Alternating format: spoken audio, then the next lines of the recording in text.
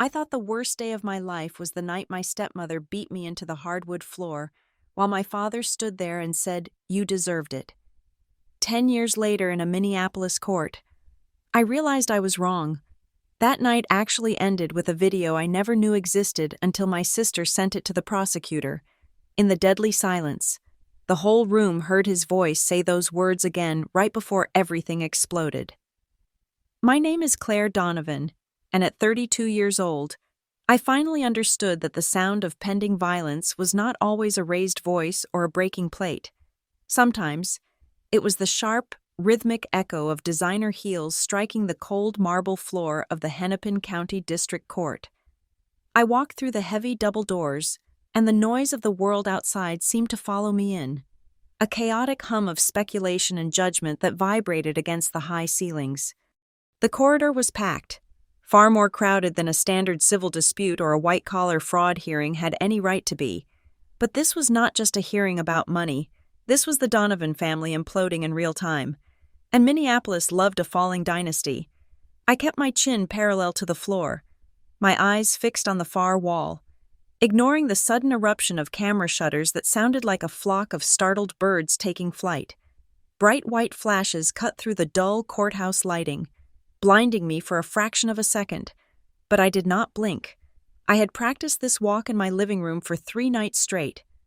To my left, a digital docket screen scrolled through the day's agenda in glowing orange pixels. I saw it out of the corner of my eye, the letters marching relentlessly across the black background. State of Minnesota versus Marcus Donovan and Lydia Donovan. The charges were listed below the names in a clinical, detached font: fiduciary abuse, grand larceny, and fraud related to the forgery of a testamentary instrument.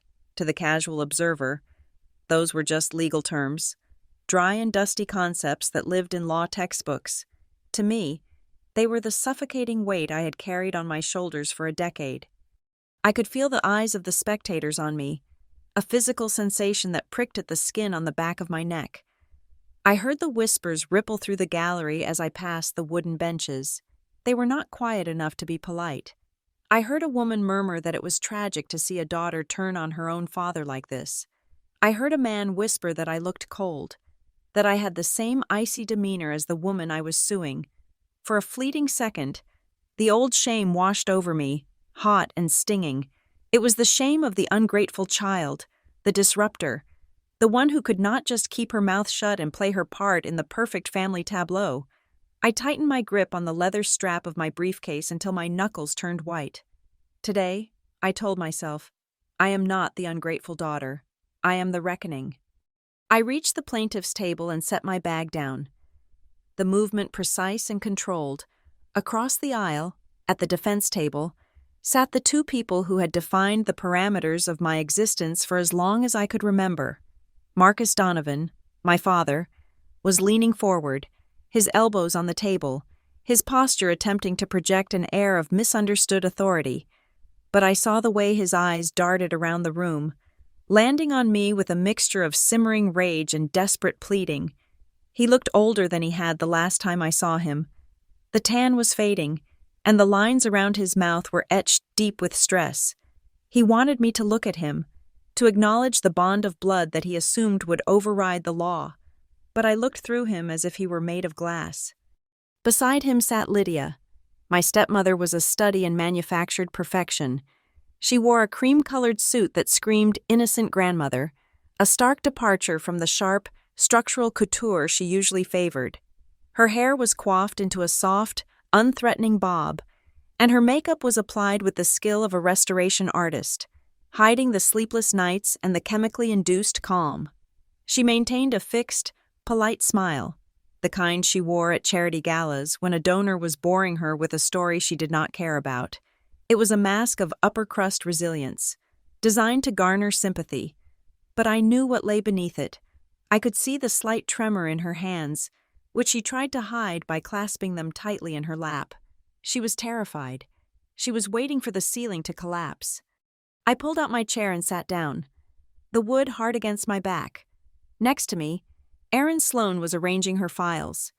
Erin was the kind of prosecutor who did not believe in theatrics. only in the brutal efficiency of facts. She was 45, sharp-featured, and possessed a mind that could dismantle a complex financial scheme faster than I could analyze a spreadsheet. We had spent months building this case, piecing together bank statements, tracking wire transfers, and reconstructing the timeline of a theft that had robbed me of my inheritance and my sanity. Erin looked over at me, pausing in her preparation. She gave a single, almost imperceptible nod. It was not a gesture of comfort. It was a gesture of respect. For the first time in my life, I felt seen not as a hysterical girl exaggerating her trauma, but as a grown woman standing her ground. That nod anchored me because 3 weeks ago, we almost did not have a case. Or rather, we had a boring case. We had a case about money, about a contested will, about forensic accounting. It would have been a battle of experts, dragging on for years until everyone lost interest. But then the email had arrived. I closed my eyes for a second, the memory of that night 3 weeks ago rushing back. I had been sitting in my apartment in the North Loop, surrounded by boxes of discovery documents, when my laptop pinged. The subject line was in all caps. "You forgot this night," but I did not. The sender was anonymous, a string of random characters that meant nothing. My finger had hovered over the delete key, assuming it was spam or perhaps another veiled threat from one of Marcus's associates, but something made me open it. There was no text in the body of the email, just a single attachment, a video file. It was massive, several hundred megabytes. I remembered the agonizing wait as the blue download bar crawled across the screen. I remembered the silence of my apartment, the hum of the refrigerator, the beat of my own heart, and then I clicked play. That video changed everything. It took a lawsuit about numbers and turned it into a war about truth. It was the reason why Rick Halpern, the defense attorney, was currently leaning in to whisper furiously to Marcus and Lydia. Rick was a man who charged $600 an hour to make problems disappear, but he looked like a man who was trying to hold back a landslide with a frantic whisper. I watched him gesture with his pen. His face flushed. I knew exactly what they were saying. I knew their strategy because it was the only one they had left. They were going to paint me as unstable. They were going to say that Claire Donovan had a history of emotional outbursts, that I was a failed financial analyst looking for a payday, that I had invented stories of abuse to leverage a settlement. They were going to drag out every therapy session I had ever attended, every prescription for anti-anxiety medication I had ever filled, and use them to discredit my memory. They were counting on the fact that abuse often leaves no scars that a jury can see 10 years later. They were counting on the silence of the victim. I looked up at the seal of the state of Minnesota hanging above the judge's bench. It looked heavy, permanent. When Judge Anderson walked in, the bailiff's voice boomed through the room, commanding us to rise. The rustle of fabric as 200 people stood up at once sounded like a sudden intake of breath. As I stood, I realized that the narrative in this room was about to shift violently. This trial was ostensibly about the estate of my grandmother, Eleanor Donovan. It was about the $480,000 of my own savings that I had poured into the family company. It was about the forged signature on a document from 2009, but those were just the mechanics. In reality, we were all here to relitigate a single night from 10 years ago. We were here to revisit the night in the foyer of the lake house, the night the air smelled of expensive lilies and metallic blood. We were here because my father had looked at his bleeding daughter and told her she deserved pain. For a decade, that moment had been my word against theirs. It had been my trauma against their reputation. I glanced at the defense table again. Lydia was smoothing the skirt of her suit, her eyes fixed on the judge, refusing to look in my direction. Marcus was staring at his hands. They thought they were safe. They thought that the worst thing that could happen to them today was a financial penalty, perhaps a settlement that would dent their net worth but leave their social standing intact. They thought this was a business dispute. I took a deep breath, filling my lungs with the stale, recycled air of the courtroom. My hands, resting on the table, were steady. I was not shaking. I was not crying. The little girl who had begged for her father's help was gone. The woman standing in her place was cold, calculating, and armed. Rick Halpern stood up to make his opening statement. I could practically hear the script he had rehearsed. He would talk about family tragedy, about a father's love, about a troubled daughter who had lost her way. He would look at the jury with sorrowful eyes and ask them to forgive me for my confusion. He was confident. He was arrogant. He had no idea what was sitting on the hard drive of the laptop in front of Aaron Sloan. I looked at the jury box. 12 strangers. 12 people who had been vetted and selected to decide the truth. They looked tired, bored, perhaps wondering if this would take all week. I wondered what their faces would look like in an hour. But today was different. Today, I had proof. Today, I had the one thing that Marcus and Lydia Donovan never believed would see the light of day. I had the tape, and as the judge banged the gavel to bring the court to order, a grim, terrifying sense of calm settled over me. Let them speak. I thought, let them lie. Let them spin their story one last time, because when that screen lights up, the only voice that will matter is the one saying, "You deserved it," and this time, the whole world would hear it. To understand why I was willing to burn my own reputation to the ground in that courtroom, you have to understand the house where the arson began. To the rest of Minneapolis, the Donovan estate was a monument to modern architectural brilliance, a sprawling structure of glass and steel overlooking the darker waters of Lake Minnetonka. It was the crown jewel of Donovan urban living, the tangible proof that my father, Marcus Donovan, was indeed the titan of real estate that the business journals claimed he was. To the public, it was a sanctuary of high culture and philanthropy, presided over by Lydia, the charitable queen who could raise $50,000 for a hospital wing with a single phone call. But to me, that house was a cryogenically frozen hell. I was 21 years old at the time. I was not a child. I was a college graduate, a junior analyst cutting my teeth in the finance department of my father's company, trying desperately to prove that my brain was worth more than my last name. My biological mother had been dead for 6 years, and in that time, Lydia had scrubbed every trace of her from the walls. The warm yellow wallpaper my mother loved was replaced with stark, clinical white. The comfortable velvet armchairs were swapped for Italian leather that was too stiff to sit on. Lydia moved through the rooms like a draft of cold air, correcting the position of a vase here, smoothing a rug there, and constantly, relentlessly editing me. To Lydia, I was the messy first draft of the Donovan legacy that she was determined to rewrite. She controlled everything, from the length of my skirts to the cadence of my voice. If I laughed too loud, I was uncouth. If I remained silent, I was sullen. I was the difficult stepdaughter, the ungrateful girl who did not appreciate the effort she put into molding me. And then there was Haley. My sister was 16 then, living in a precarious limbo between my father's neglect and Lydia's suffocating obsession. Haley was the biological daughter of Marcus and Lydia, the golden child by blood. But I saw the way she looked at me across the dinner table. Her eyes were always wide, always watchful. She was terrified of making a mistake, terrified of becoming the target. Lydia spoiled her with designer bags and spa weekends, but it was a conditional love, a transaction that required total obedience. Haley and I rarely spoke about the atmosphere in the house. It was too dangerous. But we had a silent language of glances. When Lydia's voice went tight and high, Haley would shrink into herself, and I would step forward, drawing the fire. I thought I was protecting her. I did not know that she was the only one truly watching me. The night that ended my life as a Donovan began with the clinking of crystal glasses at a fundraising gala for the Minneapolis Arts Council. It was a glittering event, the kind where the air smelled of expensive perfume and hypocrisy. I was standing in a circle with 3 potential investors for a new Donovan urban living project in the warehouse district.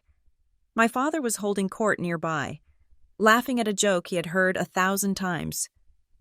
Lydia was on my left, her hand resting possessively, painfully, on my elbow. The conversation turned to the new development.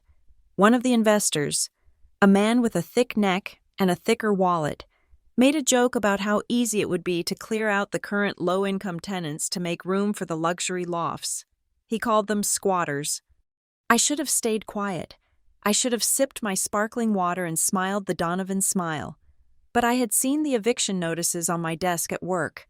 I knew those families. I knew the single mothers and the elderly veterans who were being given 30 days to vacate the only homes they could afford. Actually, the occupancy rate suggests those tenants are the only reason that block has retained any value for the last decade. I said, my voice steady but cutting through the laughter. Pushing the rents up by 200% is not just aggressive, it is predatory, and statistically, it is a bad long-term risk for the brand. The silence that followed was immediate and absolute. The investor's smile faltered. My father stopped laughing. Lydia's hand on my elbow tightened so hard, I felt her nails dig through the silk of my dress, piercing the skin. She laughed, a brittle, tinkling sound that chilled the blood. Claire is so passionate about the theoretical side of economics, she said, steering me away with a force that nearly made me stumble. She is still learning how the real world works. The ride home in the limousine was silent. It was a heavy, suffocating silence that pressed against my eardrums. I looked out the window at the passing streetlights, counting them to keep my heart rate down. 1, 2, 3. I knew I was in trouble, but I was 21. I was an adult. I told myself that they could not treat me like a child anymore. I told myself that I was an employee of the company and I had a right to an opinion. I was naive. When we walked into the foyer of the lake house, the heavy oak door clicked shut, sealing us in. The house was empty. The staff had been dismissed for the night. The only light came from the crystal chandelier hanging 2 stories above us, casting long, distorted shadows on the marble floor. "You ungrateful little brat," Lydia hissed. The mask of the socialite dropped the moment the lock clicked. Her face twisted into something feral. "You embarrassed your father. You humiliated us in front of the board." I turned to face her, my clutch bag held in front of me like a shield. I told the truth. "Lydia, you are evicting 300 people." She moved faster than I expected. For a woman who projected frail elegance, she was incredibly strong. She lunged at me, her hand tangling in my hair, yanking my head back so hard my neck popped. I gasped, stumbling backward, my high heels slipping on the polished stone. "Do not speak to me about truth," she screamed, shoving me. I crashed into the antique curio cabinet against the wall. The glass rattled violently, and a porcelain figurine toppled over inside, shattering. The sound was like a gunshot in the quiet house. I tried to regain my balance, holding up my hands. "Lydia, stop. I am 21 years old. You cannot touch me." She laughed, a guttural sound. "I can do whatever I want. You are nothing without this name. You are nothing without us." She grabbed a heavy wooden coat hanger from the rack near the door. It was solid mahogany, thick and curved. I saw it coming, but I was too shocked to move. The first blow caught me across the shoulder. A dull, thudding impact that sent a shockwave of pain down my arm. I cried out, falling to my knees. It was not a fight. It was an execution. I was a grown woman, but in that house, under her gaze, I reverted to a terrified child. The psychological conditioning of living with a narcissist is a cage you do not know you are in until you try to fly. I froze. She hit me again, this time across the back. I curled into a ball on the floor, covering my head with my arms. I could hear her breathing, jagged and heavy, interspersed with words that cut deeper than the wood. "You are a parasite. You are destroying this family. You do not deserve to be Marcus's daughter." I did not know it then, but 2 stories up, at the top of the spiraling staircase, a shadow had moved. Haley had woken up when we came in. She had crept out of her room, wearing her oversized pajamas, her bare feet silent on the carpet. She stood at the railing, looking down into the foyer. She saw her mother standing over her half-sister, swinging a piece of wood like a bat. She saw me cowering on the floor, and she did the only thing a terrified 16-year-old could do. She pulled out her phone. Her hands must have been shaking violently. I know this now because I have seen the footage. I have seen the way the camera dips and sways. capturing the glint of the chandelier and the brutal motion of Lydia's arm. She did not dare come down. She was paralyzed by the same fear that held me to the floor, but she did not look away. She pressed record. I screamed for my father.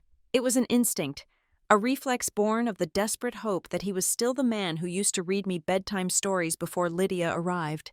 Dad, please, stop her. Stop. The door to the study opened. Time seemed to slow down. I looked up through the curtain of my messy hair. My father stood in the doorway. He was still wearing his tuxedo, his bow tie undone, a glass of scotch in his hand. He looked immense, a silhouette framed by the warm light of his office. He looked at Lydia, who was standing over me, her chest heaving, the hanger still clutched in her manicured hand. Then he looked at me. I was sprawled on the cold stone, my dress torn at the shoulder, mascara running down my face, clutching my bruised arm. I looked at him with everything I had left in my soul. I waited for the outrage. I waited for him to rush forward, to pull her off me, to call the police, to be a father. He took a sip of his drink. His eyes were completely flat. There was no anger, no horror. There was only a mild irritation, as if we were making too much noise. He looked me dead in the eye and spoke 5 words. They were spoken softly, clearly, without a hint of hesitation. You deserved it, Claire. The air left the room. It felt as though the gravity had been turned up tenfold, crushing me against the floor. He did not yell. He did not join in. He simply validated the violence with the supreme authority of a god. He turned around, walked back into his study, and closed the door. The click of the latch was the loudest sound I had ever heard. Lydia lowered the hanger. The rage seemed to drain out of her, replaced by a smug, breathless satisfaction. She looked at the closed study door, then down at me with a smirk. See, she whispered, even he knows. She dropped the hanger on the floor next to me. It made a hollow clatter. Then she stepped over my legs and walked toward the kitchen to get a glass of water, as if she had just finished a mild workout. I lay there for a minute, staring at the ceiling. My shoulder throbbed, and my ribs felt like they were on fire. But the physical pain was distant, muffled by the shock of what my father had said. You deserved it. It was the mantra of my abuse. It was the stamp of approval on my pain. I dragged myself up. I did not cry. I think I had run out of tears. I walked up the stairs, past the spot where Haley was hiding in the shadows. I did not see her. I did not know she was there, clutching her phone to her chest, her heart hammering against her ribs, the little red recording light finally blinking off. I went to my room and packed a single duffel bag. I took my laptop, my passport, and the clothes on my back. I did not look at the photos on my dresser. I walked back down the stairs, past the study where my father was drinking his scotch, past the kitchen where Lydia was hydrating. I walked out the front door and into the cool Minnesota night. I got into my car, my hands trembling so hard it took me 3 tries to get the key in the ignition. As I drove down the long, winding driveway, the gate closing behind me, I thought I was leaving it all behind. I thought I was escaping. I did not know that behind me, inside the house, Haley was doing something that would take her 10 years to reveal. She was plugging her phone into her laptop. She was copying a file. She was naming it simply The Night. And then she was hiding the hard drive in a hollowed-out biology textbook at the back of her closet, burying the secret like a landmine that was waiting for the right foot to step on it. I drove toward the city, the lights of Minneapolis blurring in my vision. Believing that I was alone in the world, I believed that my father's sentence was the final verdict on my life. I did not know that the verdict was being appealed, silently and secretly, by a 16-year-old girl who had seen everything. For the next few years, I lived a life of carefully constructed separation. I built a fortress of competence at Zephyrline Analytics, a boutique financial consulting firm where my last name was just a label on a file folder, not a pre-existing condition. I was good at what I did. I had an uncanny ability to look at a dying company's balance sheet and find the pulse, the faint rhythm of cash flow that could be resuscitated if you cut the dead weight. I was safe. I was independent. I was happy. Or at least, I was numb enough to function. Then the housing market began to wobble, and the Donovan empire, built on leverage and arrogance, began to crack. Marcus called me on a Tuesday afternoon. He did not ask how I was. He did not apologize for the night I left with bruises on my ribs. He simply said that the banks were circling, that the liquidity crunch was choking Donovan urban living, and that he needed someone who understood the numbers to talk to the underwriters. He sounded old. He sounded human. For the first time in years, the titan of industry sounded like a drowning man reaching for a lifeline, and like a fool, or perhaps just like a daughter who was still subconsciously begging for approval. I took his hand. I returned to the headquarters not as a prodigal daughter, but as a crisis manager. The situation was catastrophic. The company was overextended on 3 major luxury developments. The interest rates were climbing, and the occupancy projections were pure fantasy. I set up a war room in a conference room on the 12th floor, and for the next 18 months, I ceased to exist as a human being. I became a machine that processed debt. I worked 16 to 18 hours a day, 7 days a week. I ate vending machine sandwiches for dinner and drank stale coffee that tasted like battery acid. I missed birthdays. I missed dates. I lost touch with the few friends I had made at Zephyrline. My entire world shrank to the glowing blue light of Excel spreadsheets and the hostile glares of bank representatives who wanted to foreclose on my father's legacy. I renegotiated terms with lenders who screamed at me until their veins popped. I fired people I had known since I was a child because the payroll was too heavy. I cut costs with a scalpel, bleeding the company to save it. But it was not enough. There was a bridge loan coming due, a massive balloon payment that threatened to trigger a default chain reaction. If we missed it, Donovan Urban Living would file for Chapter 11 bankruptcy within 48 hours. The banks had closed their doors. Investors were spooked. There was no capital left to draw from. That was when Marcus pulled me into his office. He poured me a drink, his hand shaking slightly. He told me that we were so close to turning the corner. He showed me the projections for the next quarter, the pre-sales that were finally starting to tick up. He just needed a bridge. He looked at me with tears in his eyes, actual tears, and told me that I was the only one who had stuck by him.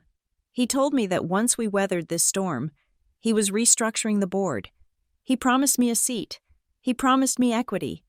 He promised me that this would finally be our company, not just his. I believed him. God help me. I believed him. I liquidated everything. I drained my savings account. I cashed out the stock options I had earned at Zephyrline. I penalized my retirement accounts, taking the tax hit without blinking. I scraped together every cent I had accumulated in my professional life.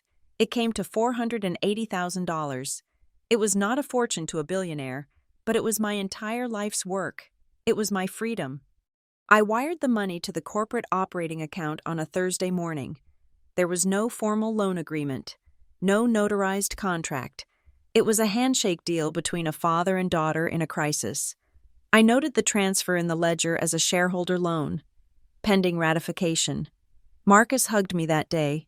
He held me tight, and for a moment, the smell of his expensive cologne masked the stench of the rot at the core of our family. The infusion worked. It kept the lights on just long enough for the market to pivot. The pre-sales closed. The cash flow turned positive. By the following spring, Donovan Urban Living was not just surviving, it was thriving. The local press ran glowing profiles on the miraculous turnaround. Minneapolis Business Journal featured Marcus and Lydia on the cover, beaming under the headline, "The Power Couple Who Beat the Odds." The articles praised Marcus's steady hand and Lydia's intuitive sense of the market. My name was not mentioned once. I told myself it did not matter. I told myself I was playing the long game. I waited for the board meeting where my seat would be confirmed, where my loan would be formalized and a repayment schedule established. That meeting took place on a rainy morning in November. I walked into the boardroom feeling a sense of accomplishment I had not felt in years. I had my files ready.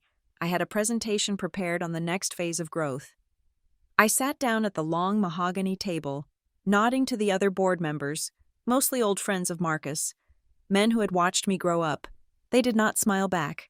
They looked down at their papers, shuffling pages with nervous energy. Marcus sat at the head of the table. Lydia sat to his right. Neither of them looked at me. The corporate counsel, a man named Gerald, who had been on the Donovan payroll for 20 years, cleared his throat. He did not look at me either. He began to read from a prepared statement. He spoke about the need for fiscal responsibility. He spoke about the audit committee's review of the crisis period, and then, with a tone as dry as dust, he announced that the board had identified several irregularities in the financial restructuring process. He said that while the company was grateful for the efforts of the staff during the crisis, it had come to their attention that certain decisions made by the interim financial lead, me, were reckless and exposed the company to undue liability. He used words like unauthorized risk and emotional decision-making. I sat there, frozen, the blood draining from my face. I looked at Marcus. "Dad?"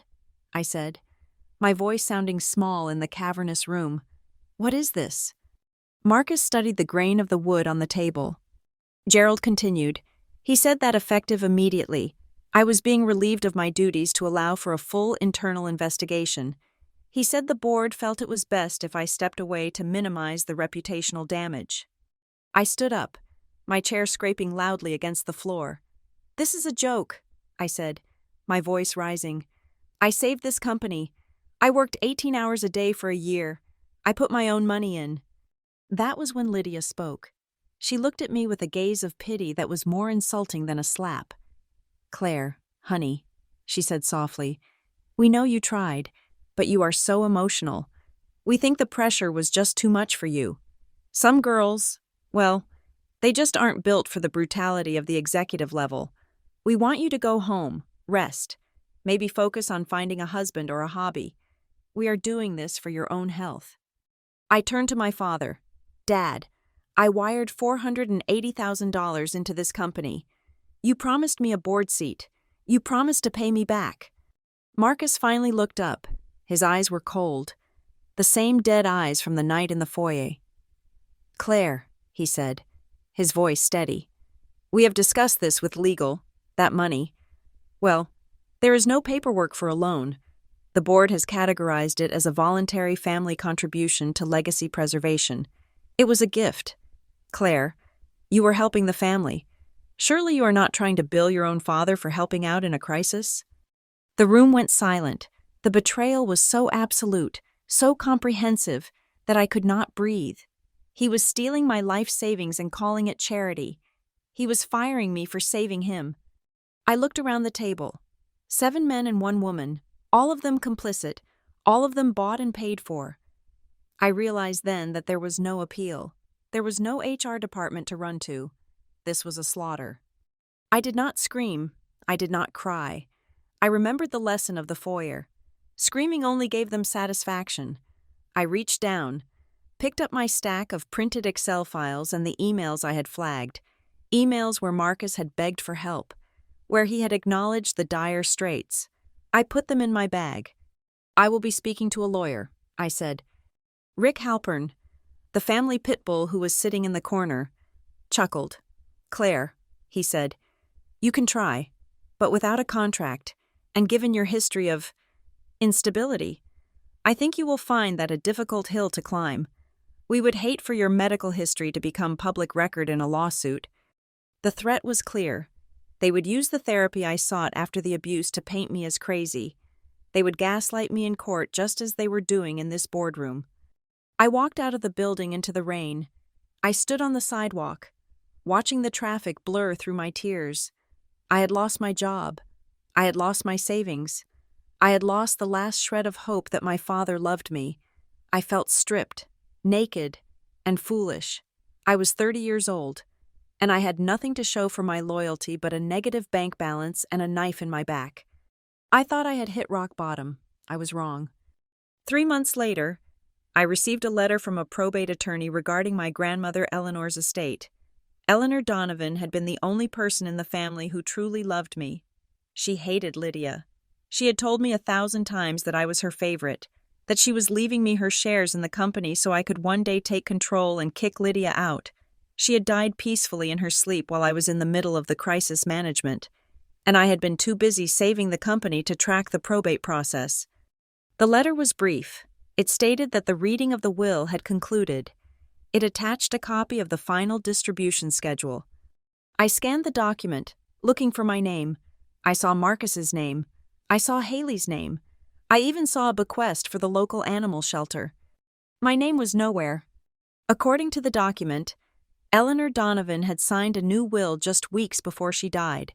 A will that left everything to her beloved son Marcus and her darling granddaughter Haley. The clause regarding me had been removed entirely. I sat on the floor of my rented apartment, holding the paper. My grandmother had been sharp as a tack until the end. She despised Marcus's weakness and Lydia's greed. There was no way, absolutely no way, that she had cut me out. Something was wrong. It wasn't just unfair. It was incorrect. It felt like a glitch in the matrix of reality. And as I stared at the date of the signature on the will, a cold knot formed in my stomach. The signature looked shaky. It looked weak. And for the first time, the sadness of losing her was replaced by a burning, white-hot suspicion. They hadn't just stolen my money and my job. They had stolen her final wishes, and that was a line they should never have crossed. The envelope was waiting for me when I returned to my apartment in the North Loop on a Tuesday evening. It was a standard manila envelope, gray and nondescript, sitting on the welcome mat outside my door like a forgotten bill. There was no return address, just my name printed in block letters with a thick black marker. My apartment building was secure, or at least it was supposed to be, which meant someone had either slipped past the doorman or lived in the building. I picked it up, feeling a sudden, irrational spike of adrenaline.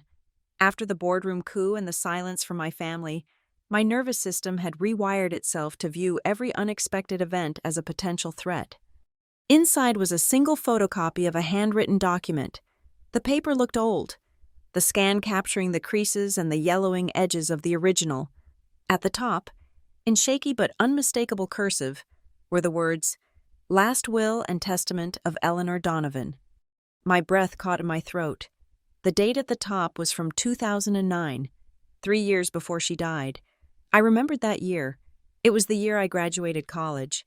It was the year she and I had spent the summer gardening at the lake house, talking about the future while Lydia stayed in the city for gala season. I began to read. The legalese was clumsy, written by a layperson, but the intent was crystal clear. To my son Marcus, I leave the house in Edina and the contents of my personal accounts. To my granddaughter Haley, I leave my jewelry collection. To my granddaughter Claire, whom I love dearly because she is the only one who dared to tell me the truth, I leave my 60% controlling interest in Donovan Urban Living. I stared at the paper. The room seemed to tilt. 60%. Eleanor had founded the company with my grandfather. I knew she held shares, but I had always been told they were non-voting, or that they had been transferred to Marcus years ago. The official will, the one filed with the probate court, the one the lawyers had read, had left everything to Marcus, with a small trust for Haley and absolutely nothing for me. I went to my filing cabinet and pulled out the copy of the official probate will I had obtained weeks ago. I laid them side by side on the counter. The contrast was physically sickening. The official will was printed on crisp legal bond paper. The signature at the bottom, Eleanor Donovan, was smooth, flowing, and elegant. It was the signature of a woman in the prime of her life. It looped and swirled with confident pressure. Then I looked at the handwritten scan from 2009. The writing was spidery. The letters were disconnected, the spacing uneven. The E in Eleanor was trembling. It looked exactly like the handwriting on the birthday cards she had sent me in her final years, when her arthritis was so bad she could barely hold a pen. The smooth signature on the official document was a lie. It was too perfect. It was a forgery created by someone who had practiced her signature from 20 years ago, forgetting that age changes the way a hand moves across a page. I was not crazy. For months, I had been questioning my own memory, wondering if I had imagined her promises, wondering if I really had been the ungrateful granddaughter they painted me as. But here, in black and white, was the vindication. She had left the company to me because I told the truth. My phone rang. I jumped, nearly knocking over my glass of water. The screen showed a number I did not recognize. Usually, I would let it go to voicemail, but my heart was already hammering against my ribs, and the timing felt too precise to be a coincidence. I swiped right. Hello? Is this Claire Donovan? The voice was male, elderly, and sounded like it was coming from inside a tunnel. Yes, who is this? My name is Harvey Cole. You do not know me, but I knew your grandmother, and I worked for Arthur Penhaligon for 30 years. Arthur Penhaligon. The name triggered a memory. He was the family attorney, the old-school lawyer who had handled the Donovan estate for decades. He had died in a car accident just weeks after my grandmother passed away. Mr. Cole, I said, gripping the phone tight. Did you send me this envelope? I did. He said, his voice cracked. I should have sent it 10 years ago. I am sorry. Claire, I am so sorry. I need you to tell me what happened. I said, my voice dropping to a whisper. I cannot talk on the phone, he said. They might be listening. I live in Eden Prairie now. There is a diner on Highway 5 called the Rusty Skillet. Meet me there in an hour. Please come alone. I drove to Eden Prairie in a daze. The Rusty Skillet was a relic of the 1970s, smelling of grease and burnt coffee. Harvey Cole was sitting in a booth in the back, a small man with gray skin and a nervous tic in his left eye. He looked like a man who had been looking over his shoulder for a decade. I slid into the booth opposite him. He pushed a lukewarm cup of coffee toward me, but he did not make eye contact. Arthur did not want to do it, Harvey said, staring at his hands. He spoke without preamble, as if he had been rehearsing this confession for years. Your father and that woman, Lydia. They came to the office every day for a week while Eleanor was in hospice. They kept telling Arthur that the tax implications of the old will were disastrous. They said the company would be torn apart by inheritance taxes if the shares went to you. I leaned forward. So they asked him to change it? Harvey let out a bitter laugh. They did not ask. Claire. They demanded. They drafted the new version themselves. They brought it in. Arthur refused to certify it. He told them Eleanor was not of sound mind to sign a new document, and even if she was, the signature they produced was suspicious. He reached into his pocket and pulled out a small, silver USB drive. It was old, the casing scratched and worn. Arthur was a meticulous man. Harvey continued. He recorded his consultations. It was his insurance policy. The night before he died, he called me. He was terrified. He told me to take the backup drive from the safe and hide it. He said if anything happened to him, I should keep it safe until the right time. And then he died. I said, a car accident in a blizzard. Harvey looked up at me then, his eyes watery and red-rimmed. It was a blizzard, yes, but Arthur was the safest driver I ever knew. He drove a Volvo. He had chains on his tires, and the police report said there were no skid marks. He just drove straight off the bridge embankment. A chill that had nothing to do with the Minnesota winter settled in my bones. You think they killed him? I think people who steal companies do not stop at forgery, Harvey said. He slid the USB drive across the Formica table. I am old. Claire, I have cancer. The doctors say I have maybe 6 months. I do not want to meet my maker with this on my conscience. That drive contains the audio from the meeting in Arthur's office 3 days before he died. I took the drive. It felt heavy, like it contained more than just data. Thank you, Harvey. Be careful, he whispered. Your father is a man who believes he owns the truth. I drove straight to the office of Aaron Sloan. Aaron was a sharp-edged litigator who had agreed to take my case when I had nothing but a story about unpaid loans. She had been treating it as a complex civil recovery case, a dispute between family members over money. She was skeptical of my claims about a grand conspiracy, viewing them through the lens of a lawyer who had seen too many clients let emotion cloud their judgment. I burst into her office without knocking. She was working late, the only light coming from her desk lamp. Claire, she said, taking off her glasses, what is going on? I plugged the USB drive into her laptop without a word. I found the file dated November 12th, 2012. I hit play. The sound of rain hitting a window pane filled the quiet office. It was a heavy, rhythmic drumming. Then, a door opened and closed. "Arthur, we are done discussing this." The voice was unmistakable. It was Marcus Donovan. But it was not the charming, affable Marcus who cut ribbons at charity centers. It was the Marcus of the foyer.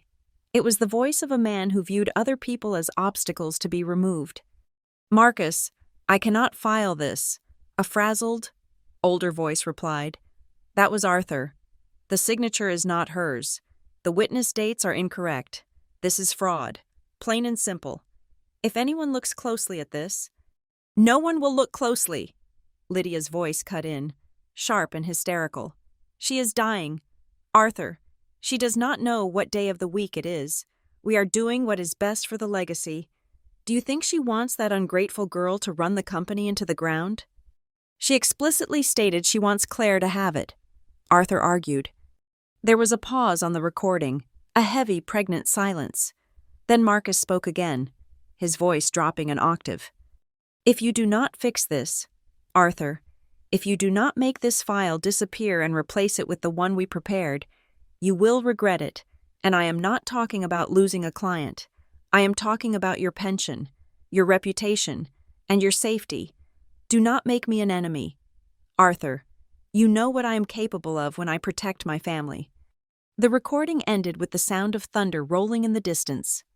Erin sat perfectly still. She stared at the laptop screen, her face pale in the blue light. The skepticism that had lived in her eyes for months was gone, incinerated by the reality of the threat we had just heard. She looked up at me. "This changes everything," she said. Her voice was steely. "This is not a civil suit anymore. Claire, this is a criminal conspiracy. They forged a will. They defrauded you of millions of dollars.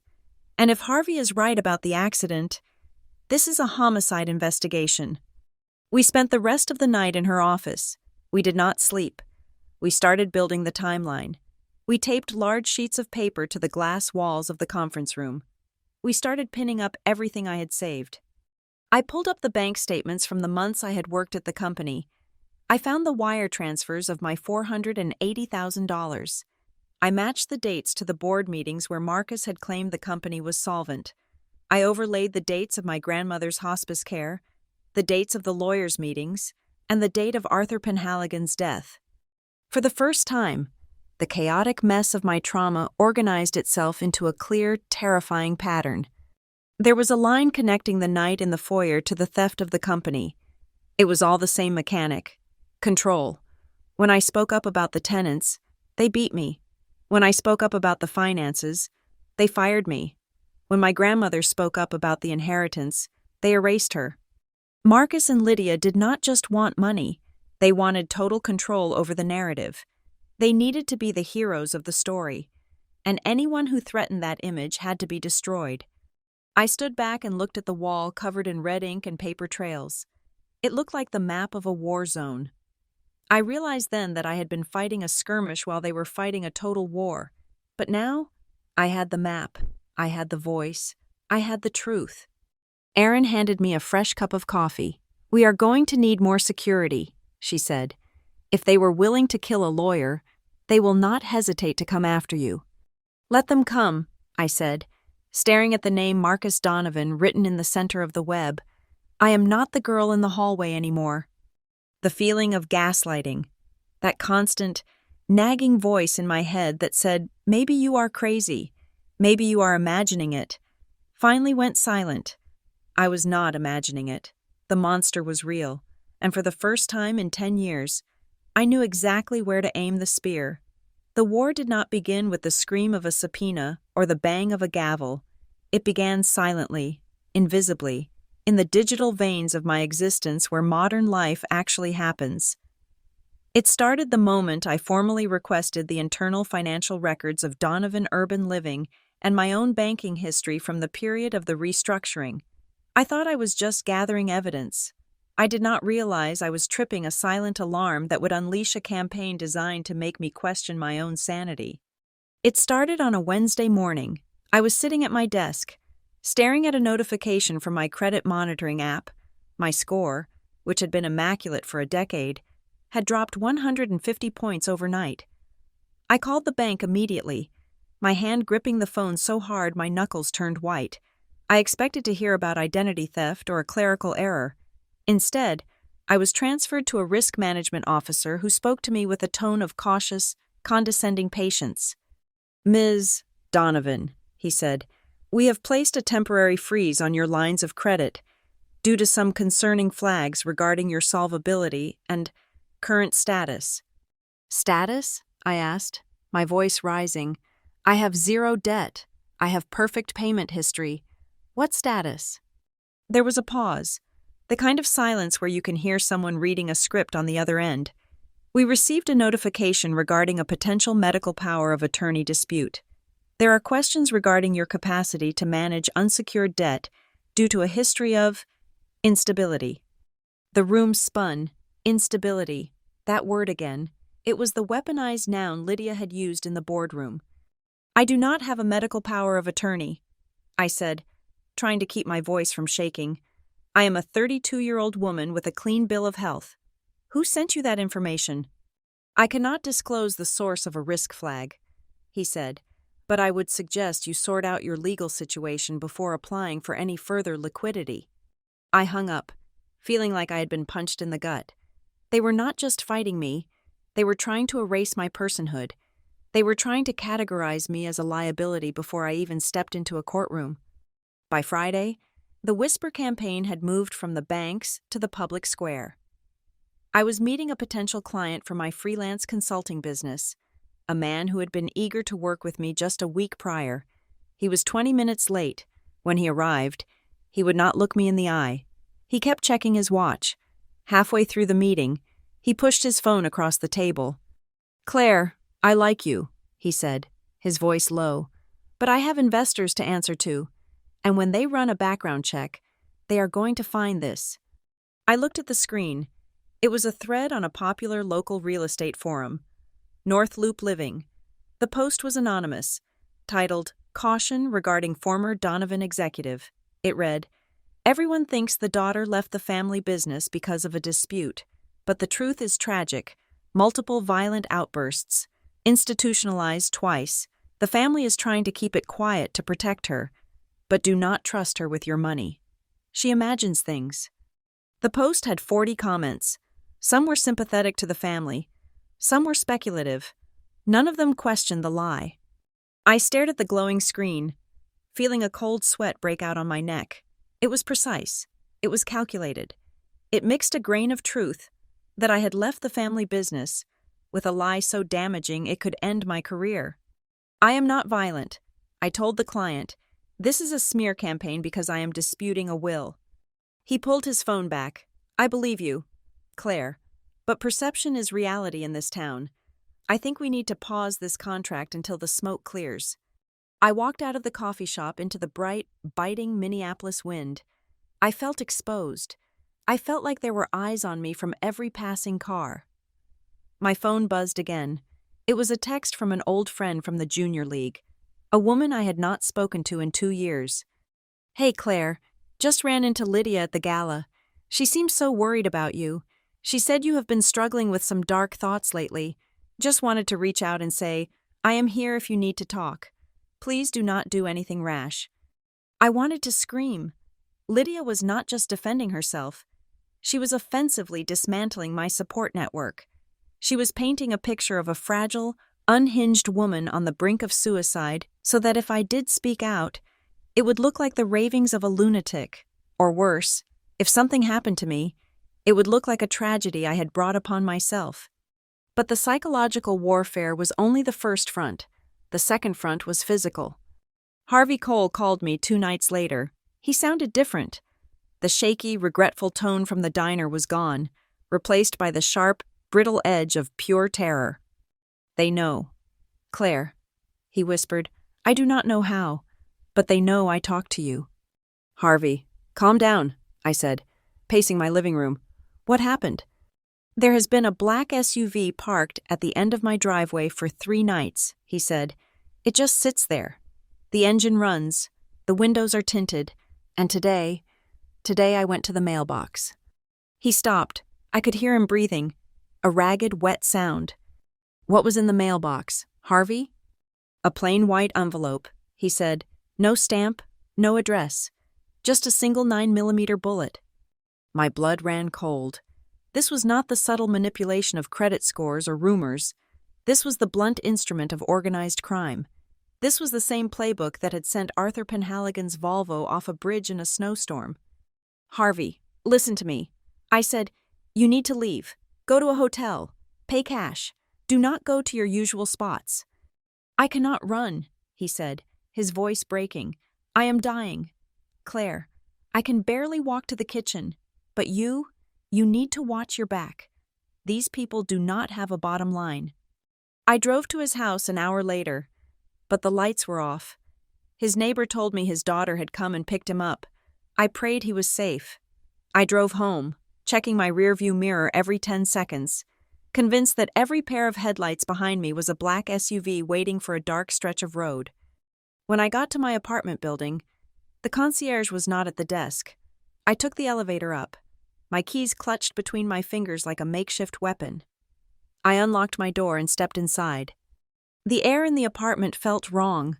It is a primal instinct, the ability to sense that another human being has occupied your space.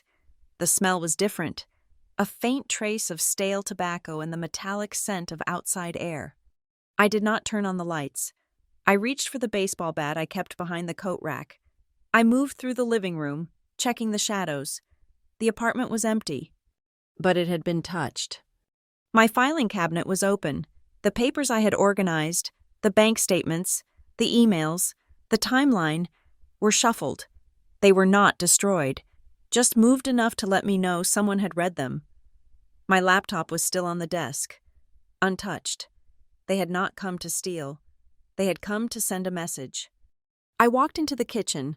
Lying on the center of the butcher block island was a small, torn scrap of paper.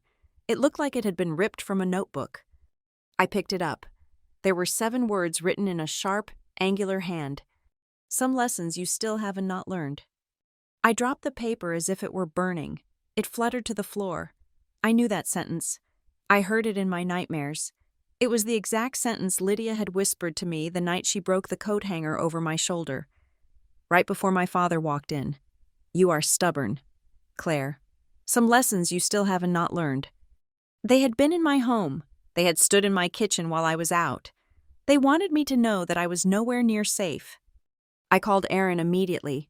She did not waste time with reassurance. "Pack a bag," she said. "I am sending a locksmith to your place now. We are installing deadbolts and a camera system that uploads to an off-site cloud. And Claire, do not go anywhere alone. This is not a civil dispute anymore. This is a criminal enterprise protecting its assets." I spent that night sitting on my couch with the lights on, staring at the new heavy-duty lock on the door, jumping at every creak of the floorboards. I realized then that they were trying to break me. They wanted me to be the paranoid, unstable woman they were describing to the world. They wanted me to scream, to lash out, to look crazy.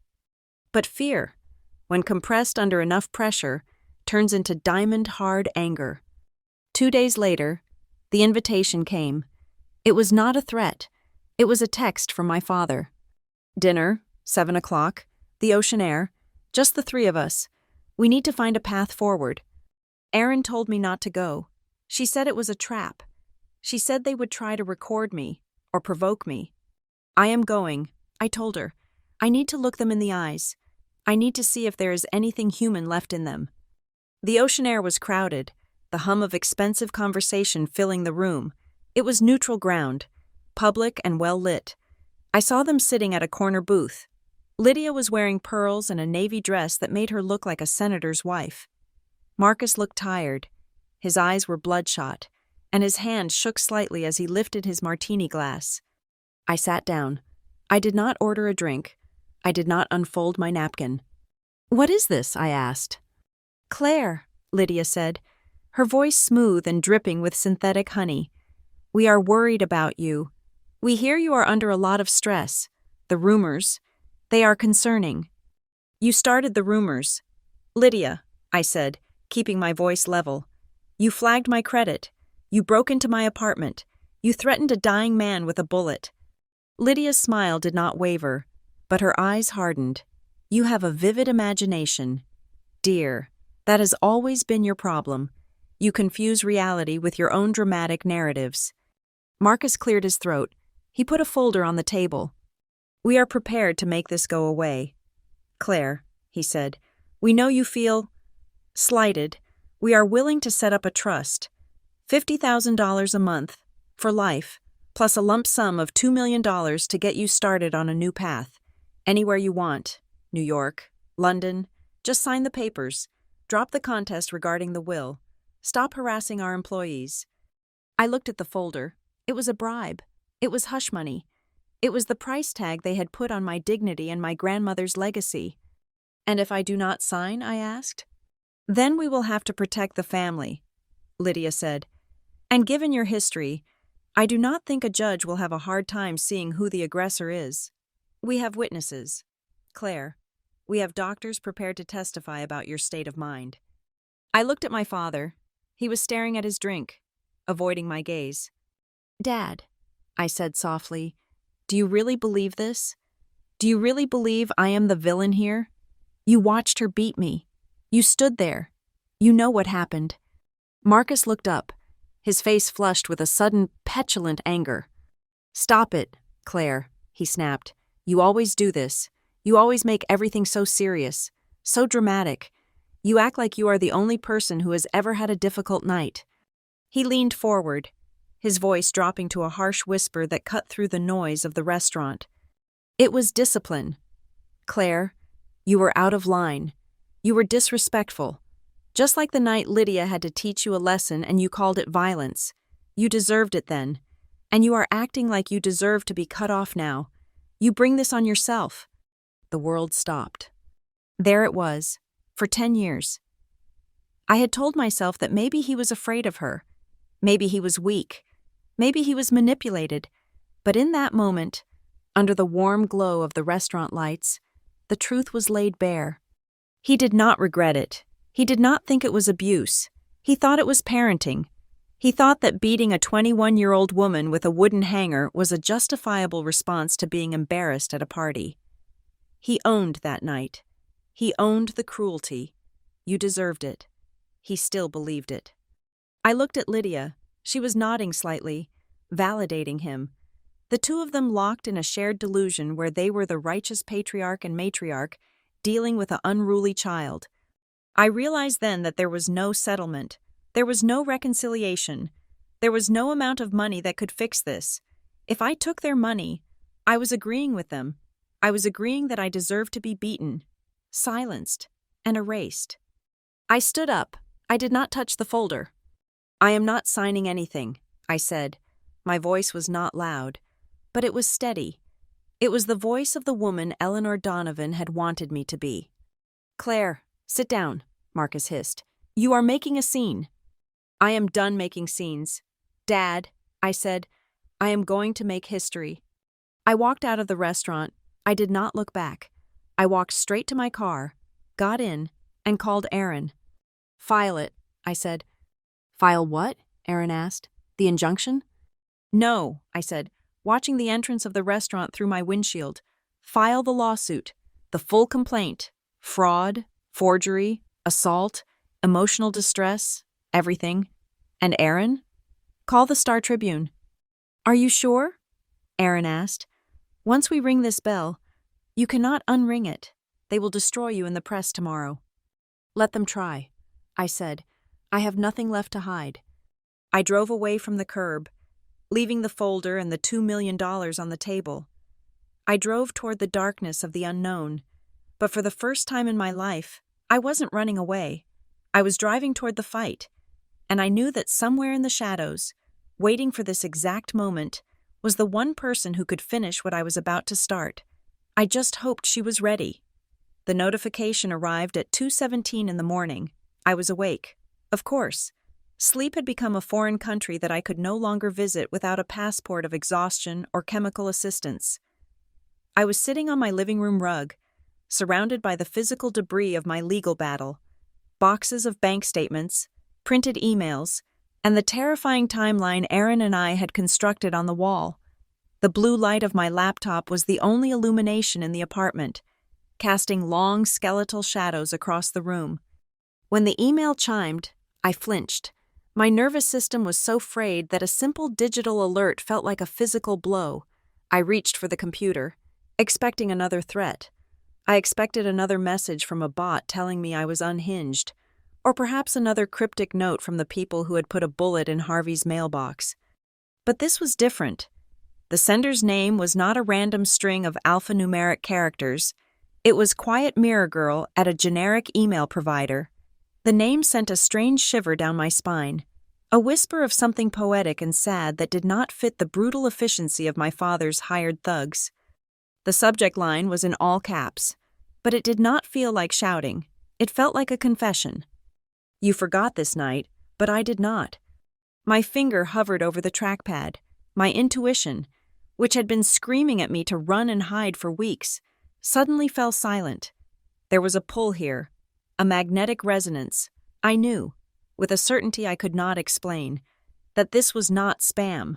This was not a lawyer's trick. This was the other shoe dropping. I clicked open. There was no body text, no demand for money, no threat to back off. There was just a single attachment, a video file. It was an old format, the kind that required a specific codec to play, and the file size was massive. I downloaded it. The progress bar crawled across the screen, agonizingly slow. 90%, 95, complete. I put on my noise-canceling headphones. I wanted to hear every pixel of static. I pressed play. The screen went black for a second, and then an image flickered into existence. The quality was poor, grainy and low resolution, the kind of video captured by an early smartphone camera in low light. The angle was high. Looking down through a wooden railing, it took me a moment to orient myself. I was looking down into the foyer of the Lake Minnetonka house. The date stamp in the corner read October 14th, 2009. My heart stopped. I knew that date. I had written that date on medical intake forms. I had written that date on therapy journals. I had tried to scrub that date from my memory for a decade. The audio hissed, a wash of white noise, and then, cutting through the static, I heard a voice. Statistically, it is a bad long-term risk for the brand. I gasped, covering my mouth with my hand. It was me. It was my voice, but it was younger, higher, full of a naive confidence that I had not felt since that night. I watched myself walk into the frame. I was wearing the silver silk dress I had bought for the gala. My hair was long. I looked so small from this angle, so fragile. Then Lydia walked into the shot. From the high angle of the staircase, she looked like a predator circling prey. I saw the body language I had missed in the moment. I saw the way her shoulders were bunched up, the way her hands were opening and closing into fists at her sides.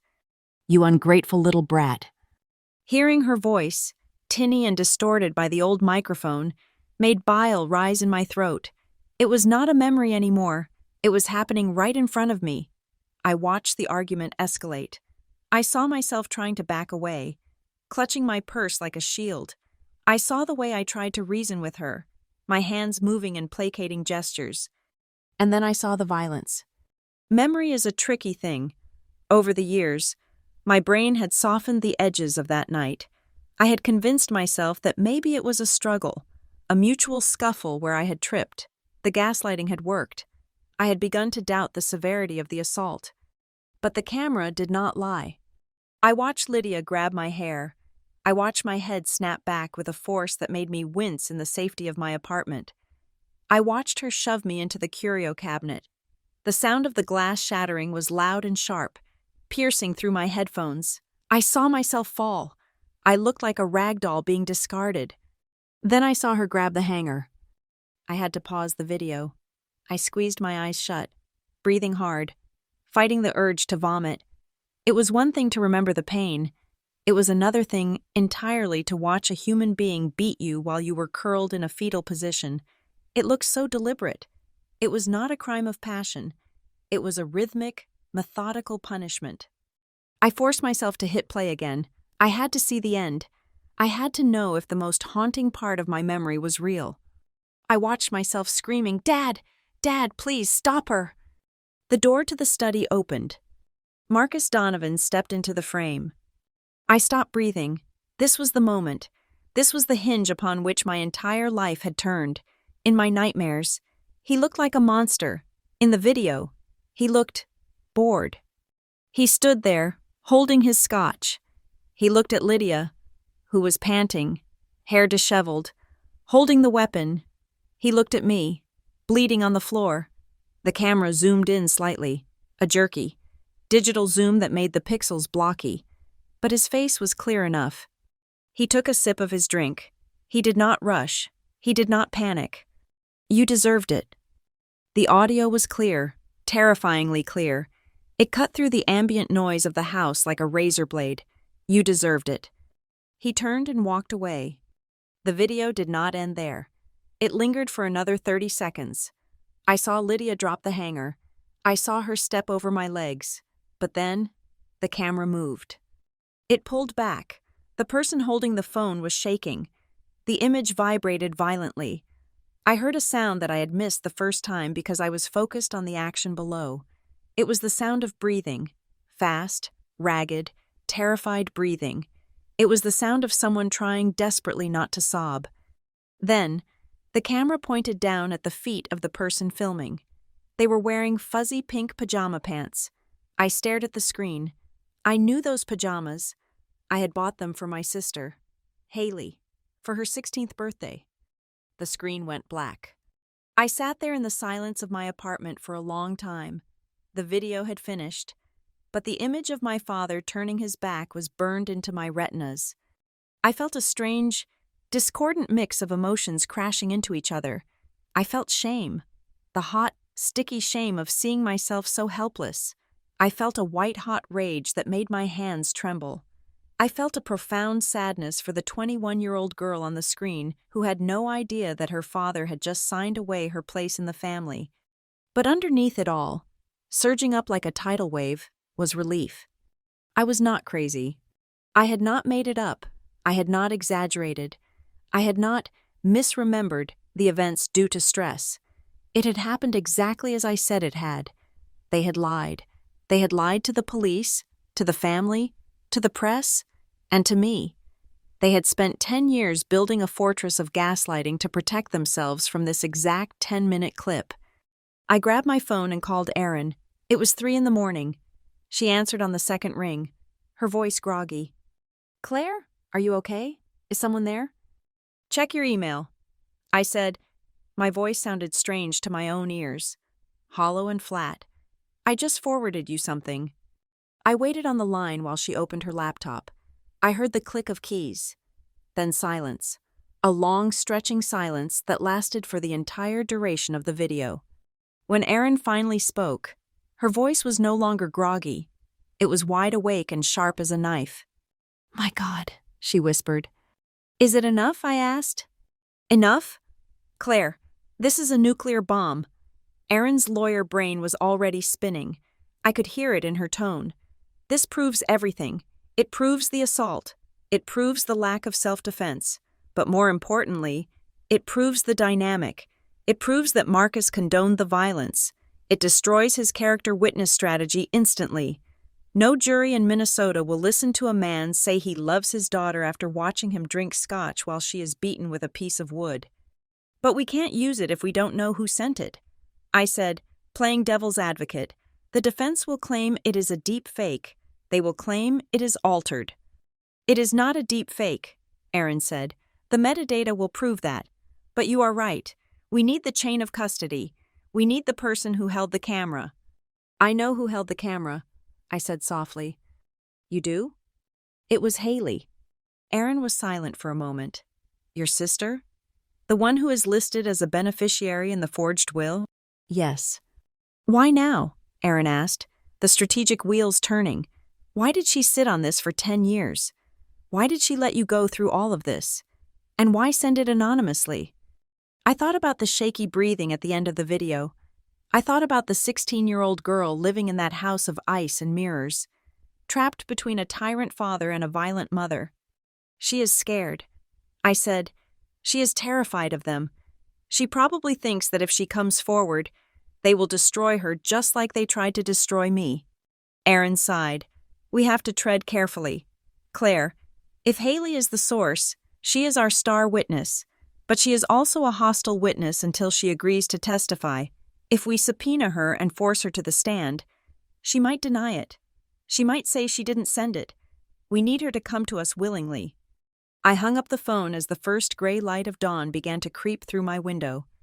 I did not sleep. I sat in my chair, watching the sun come up over the Mississippi River. The question gnawed at me. Why now? Haley had watched me be fired.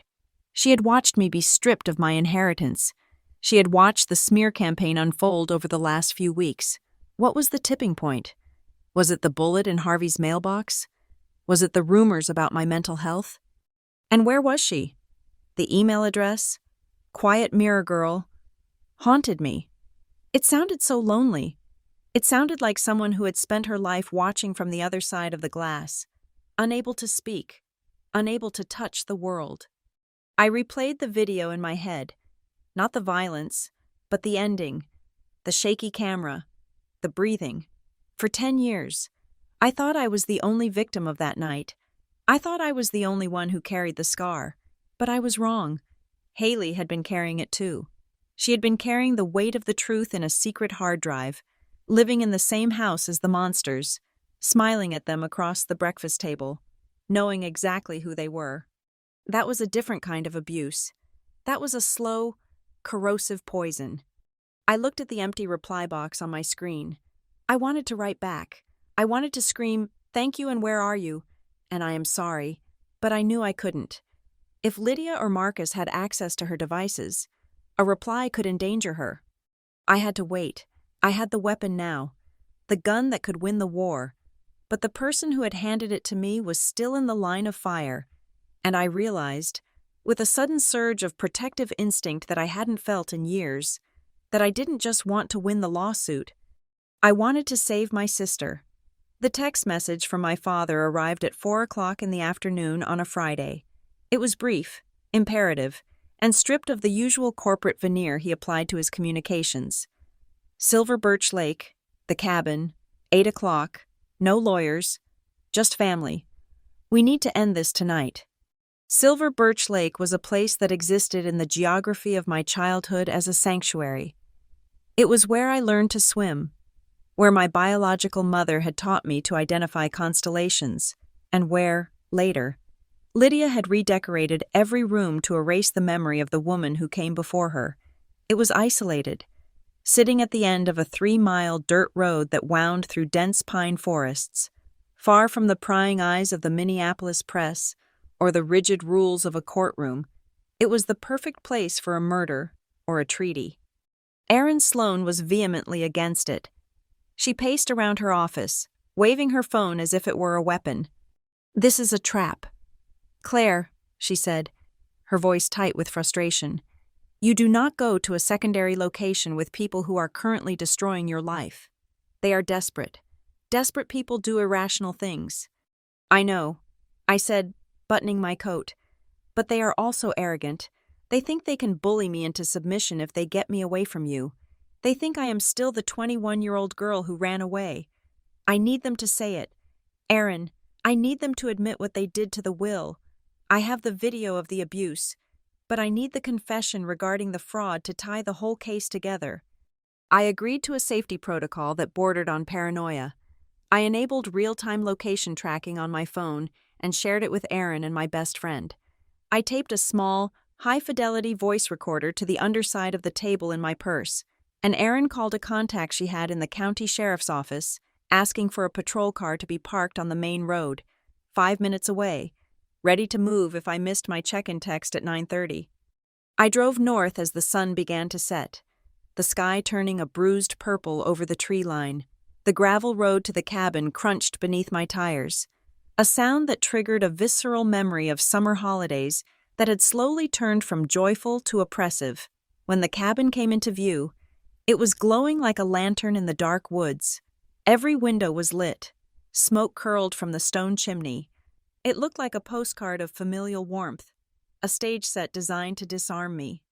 I parked my car next to my father's Range Rover. I took a deep breath, checked the recorder one last time, and stepped out into the biting wind. When I opened the door, the scent hit me first.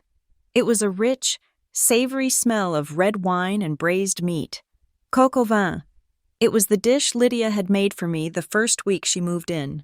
A performance of domestic affection that she had abandoned as soon as the ring was on her finger. "Claire!" Lydia called out from the dining room. Her voice was soft, trembling slightly. "We are in here." I walked into the main room. They had pulled out all the stops. The long farmhouse table was set with the good china, the silver candlesticks flickering with tall white tapers. My father was opening a bottle of Bordeaux. A vintage I knew cost more than my first car. He looked up as I entered. He was wearing a cashmere sweater, trying to project the image of a relaxed, benevolent patriarch, but the tension in his jaw gave him away. "Sit down." "Claire," he said. He did not hug me. He gestured to the chair opposite him. I sat. I did not take off my coat. Lydia placed a serving dish on the table. She looked tired, her eyes rimmed with red, but her makeup was flawless. She sat next to Marcus, presenting a united front. "We wanted to talk to you away from the noise," Lydia began, pouring wine into my glass despite my lack of movement. "We wanted to talk as a family. We know things have gotten out of hand." "Out of hand?" I repeated. "You forged a will. You stole my company. You hired people to stalk me." Lydia's eyes filled with tears instantly.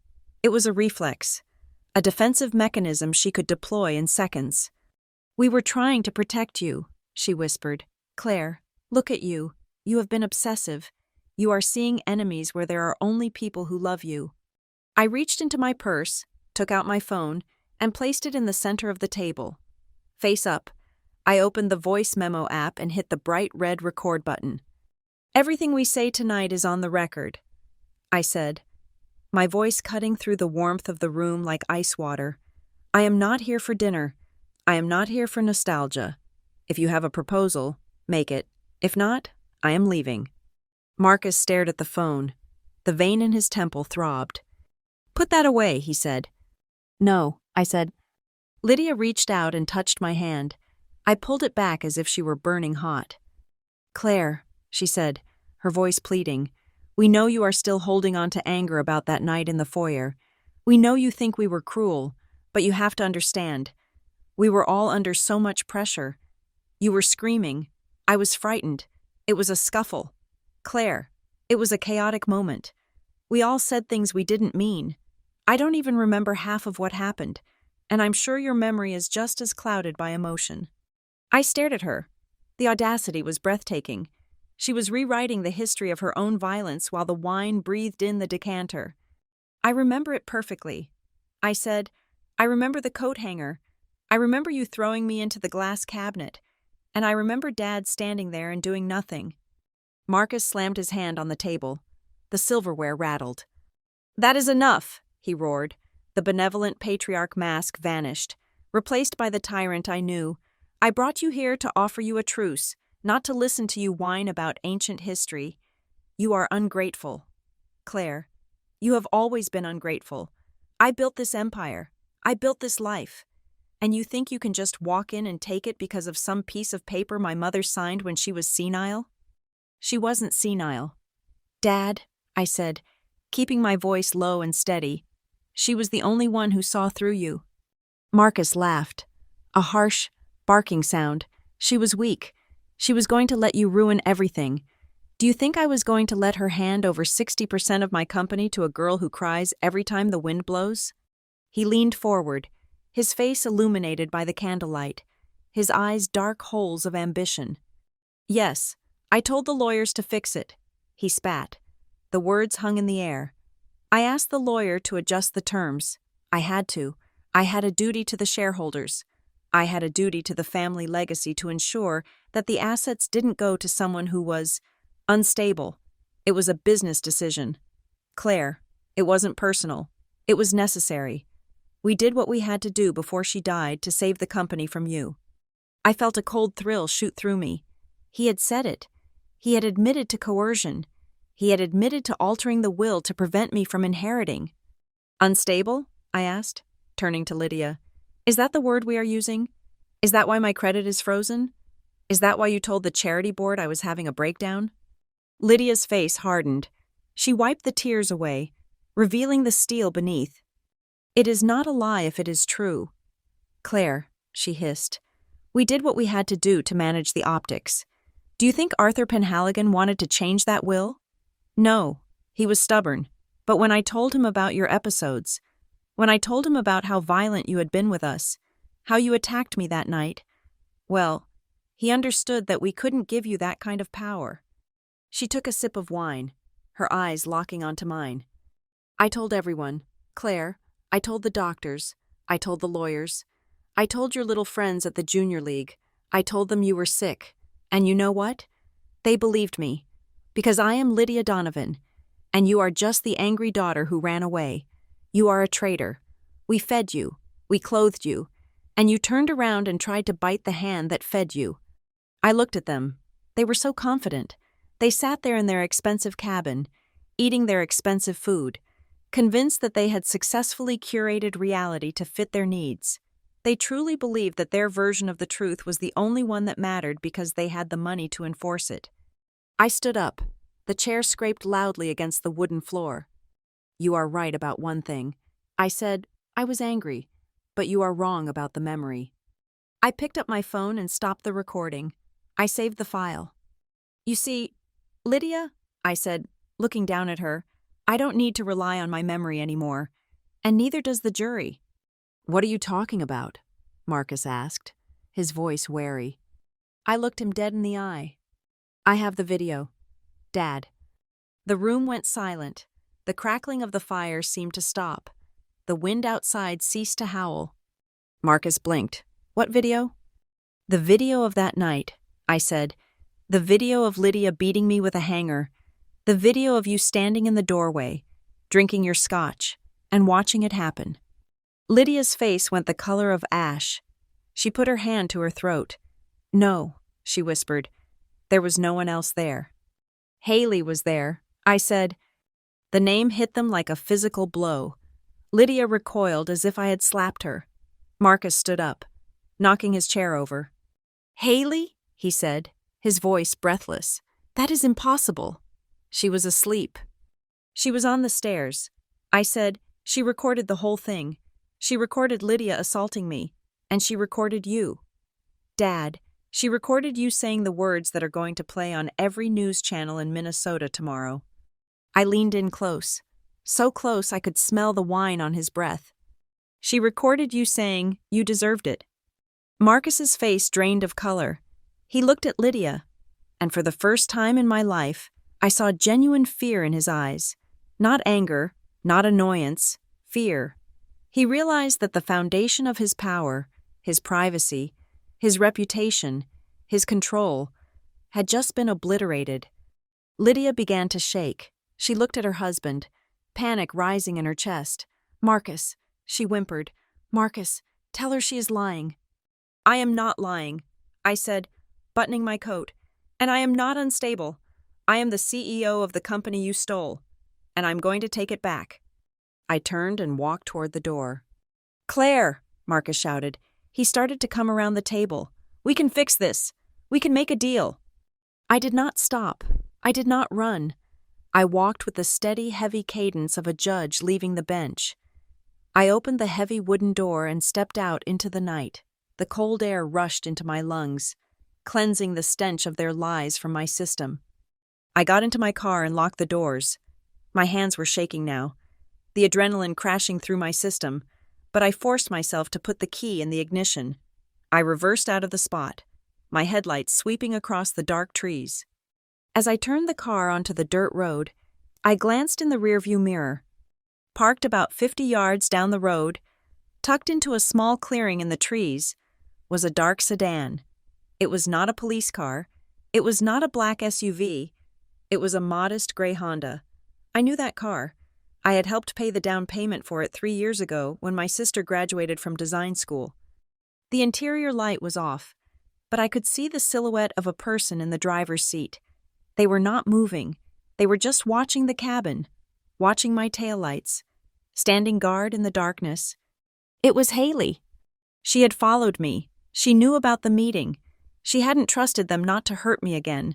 She had sat there in the dark, terrifying woods, just outside the ring of light, ready to do what? Call the police? Drive through the front door? I didn't know. But as I drove away, leaving the house and the monsters behind, I realized that I hadn't been alone in that room. The ghost of the girl on the stairs had been with me, and the woman in the gray Honda was watching my back. I tapped the brakes once, a silent signal of acknowledgement, and then I drove toward the main road where the police were waiting, leaving the Donovans to drown in the silence of their own making. I sent the text at 6 a.m. Sitting in my car watching the sunrise turn the Mississippi River a dull, industrial gray. My hands were still shaking from the confrontation at the lake house, a tremor that caffeine could not fix. I kept the message simple, stripping away 10 years of silence and resentment to reach the sister I used to know. I know the car at the lake was yours. If you want to talk, I will be at the Astor Cafe under the trees near Stone Arch Bridge at 9. Please come. I arrived an hour early. I needed to control the terrain. The cafe was quiet, filled with the low murmur of remote workers and the hiss of the espresso machine. I chose a table outside, despite the chill in the air, because I needed to be able to see her coming. I needed to know if she was alone, or if she had brought the monsters with her. When Haley arrived, I almost didn't recognize her. The 16-year-old girl with the terrified eyes and the expensive braces was gone. In her place was a woman of 26 who looked exhausted. She was dressed in oversized thrift store layers, a thick woolen scarf wrapped around her neck, and combat boots that looked well worn. She looked nothing like the polished, miniature version of Lydia that our stepmother had tried so hard to create. She looked like an artist, like someone who lived in the messy, tactile world of reality, far away from the sterile glass box of Donovan urban living. She stopped at the edge of the patio, spotting me instantly. She hesitated. For a moment, I thought she was going to turn around and run. I stood up, my chair scraping against the concrete. It was a sharp sound that made us both flinch. "Haley," I said. She walked toward me, her hands shoved deep into her coat pockets. She didn't hug me. We were not a hugging family. We were a family of stiff postures and polite distances. She sat down opposite me, pulling her scarf tighter as if it were armor. I ordered a black coffee. She told the waiter who appeared. We sat in silence for a long time. It was an awkward, heavy silence, filled with the ghosts of everything we hadn't said for a decade. I looked at her, searching for the sister who used to sneak into my room during thunderstorms. I saw the same nose, the same chin, but her eyes were older. They were heavy with a secret she had carried for a third of her life. "I liked your email," I said softly. "Quiet mirror girl. It fits." Haley looked down at the wooden table, tracing the grain with a fingernail that had been bitten to the quick. "I didn't know if you would open it," she said. Her voice was low, raspy, as if she hadn't used it in days. "I thought you might just delete it. I thought you probably hated me." "I don't hate you." "Haley," I said, "I never hated you. I hated them. But I did wonder where you were. I wondered why you stayed." She let out a short, bitter laugh. "I didn't stay. Claire, not really. I moved out the day I turned 18. I went to art school. I live in a studio apartment in Northeast that smells like turpentine and cat food. I haven't taken a dime from Dad in 4 years. I work freelance graphic design. I cut them off in every way that matters, except for the secret," I finished. She nodded, tears suddenly welling up in her eyes. She wiped them away angrily with the sleeve of her coat. "It was like a stone in my chest," she whispered, "for 10 years. Claire, every single day, I would wake up and feel it sitting there, pressing on my lungs. I was 16. I was a coward." "You were a child," I said. "No, I was a coward. she insisted, looking up at me with fierce intensity. You have to understand what happened after you left. The house. It became a mausoleum. You left, and the air just died. The next morning, Lydia came into my room. She sat on the edge of my bed. She was so calm. She brushed my hair like I was a doll, and she handed me a piece of paper. She took a shaky breath. Reaching for the coffee the waiter had just set down, her hands trembled so much the liquid sloshed over the rim. She had written a script, Claire, a literal script. It said that you had come home drunk, that you had attacked her, that she had defended herself, and that you had stormed out in a rage. She made me memorize it, and then she marched me into Dad's study. I felt a cold knot form in my stomach. I knew they were manipulative, but this was a level of orchestrated cruelty I hadn't imagined. She made me stand in front of his desk, Haley continued, her voice trembling, and she made me recite it to him. Claire was drunk. Daddy, Claire hit Mom. Claire is out of control. And he just sat there, nodding. He knew it was a lie. He had been there. He saw the whole thing. But he looked at me and said, "Good girl. Haley, we have to protect the family reputation." She looked at me, her face crumbling. I felt so dirty. Claire, I felt like I had helped them kill you. And I had that video on my phone. I wanted to scream. I wanted to show it to him and say, look at what she did. But I was terrified. Lydia told me that if anyone found out about the incident, social services would take me away. She said I would end up in a foster home with strangers. She said you were gone and you didn't care about me anymore. I reached across the table and covered her hand with mine. Her skin was ice cold. I cared. Haley, I always cared.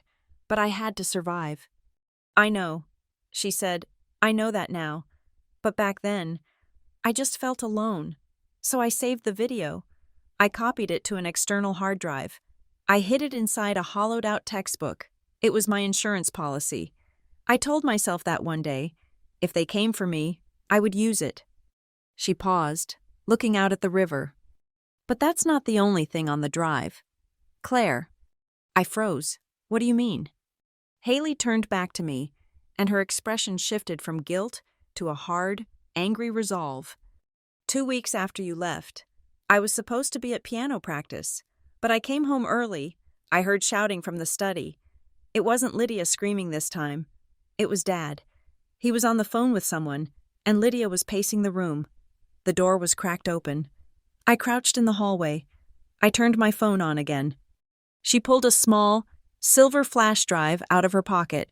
She placed it on the table between us. It looked innocuous, a tiny piece of plastic and metal, but I stared at it as if it were radioactive. They were talking about the will. Haley said. They were talking about Grandma Eleanor. This was 3 years before she died. Claire, they weren't just forging a signature after the fact. They were planning it. I picked up the drive. My fingers brushed against the cool metal. What is on this, Haley? Video, she said. It is audio mostly, because the phone was in my pocket part of the time, but the video catches them at the end. You can hear Marcus clear as day. He was telling Lydia that Arthur Penhaligon was getting suspicious, and Lydia said they needed to accelerate the timeline. She said they needed to isolate Grandma. And then Marcus said it. Said what? I asked, my throat dry. He said, if Claire ever tries to open her mouth about that night in the foyer, we will use the estate to bury her. We will drown her in legal fees until she starves. We will make sure she never sees a dime of my mother's money. I closed my eyes. It was the missing piece. The video of the abuse proved they were violent. The audio from Harvey proved they pressured the lawyer. But this proved the premeditated intent to use my inheritance as a weapon to silence a victim of domestic abuse. It tied the assault and the fraud together into a single, malicious knot. Why now? I asked, opening my eyes. Why give this to me now? Haley looked down at her coffee cup. Because I saw the comments.